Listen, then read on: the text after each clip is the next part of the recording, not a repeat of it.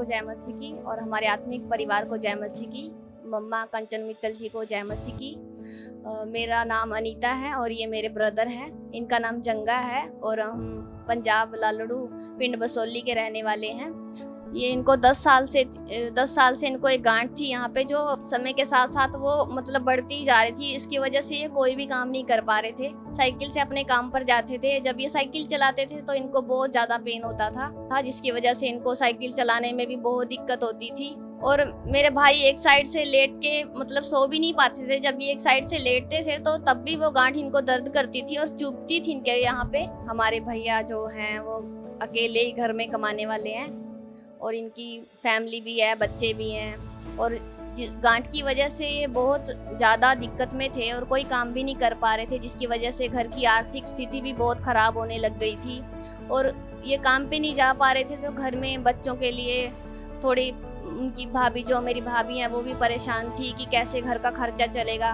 भाभी इनसे पूछते थे कि आप ये क्या हो गया है आपको। जब वो गांठ पहले छोटी थी लेकिन वो बढ़ते बढ़ते एक बोल टाइप जैसी हो गई थी और हाथ में आने लग गई थी। वो गांठ इतनी ज़्यादा वो चिंताजनक हो गई थी।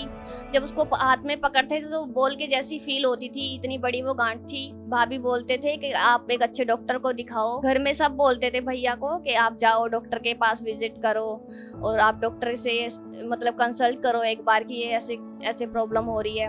और उसके बाद किसी बहन ने हमें KMM चर्च के बारे में बताया और हम वहाँ पे गए और हमने वहाँ पे बहुत सारी गवाहियों को सुना, अपने बहन भाइयों की गवाहियों को सुना। और उन गवाहियों को सुनने के बाद ही एक अद्भुत रीति से परमेश्वर के कामों को देखकर हमारे अंदर एक विश्वास आया।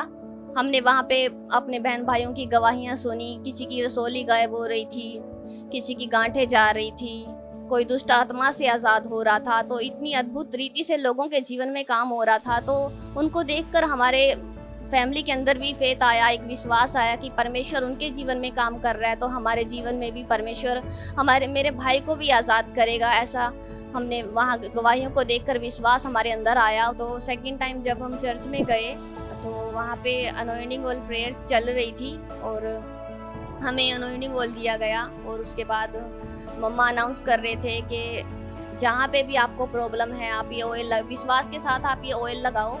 बड़ी गांठ थी उसके ऊपर, वो विश्वास के साथ ऑयल लगाया इन्होंने। और मम्मा अनाउंस कर रहे थे कि जिनकी भी गांठें हैं वो गायब हो जाएं, मतलब प्रभु यीशु मसीह के नाम से वो गांठें पिघल जाएं। अनॉइंटिंग ऑयल प्रेयर खत्म होने के बाद हम घर पर आए तो भैया ने घर पर आके चेक किया तो वो जो इतनी बड़ी बोल जैसी एक रसोली थी वो गायब हो चुकी थी टोटली।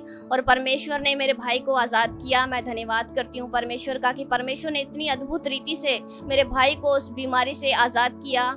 और मैं परमेश्वर का बहुत धन्यवाद करती हूँ और अपनी आत्मिक माँ कंचन मित्तल जी का भी बहुत बहुत धन्यवाद करती हूँ, जिनकी प्रार्थना के द्वारा तो जो 10 साल की वो एक बोल जितनी बड़ी गांठ थी वो टोटली गायब हो चुकी थी।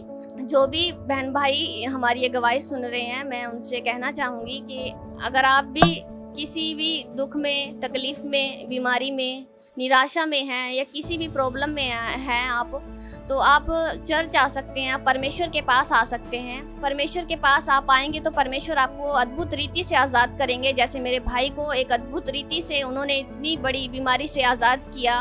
काम जो परमेश्वर ने हमारे जीवन में किया है वही काम परमेश्वर आपके जीवन में भी करेंगे।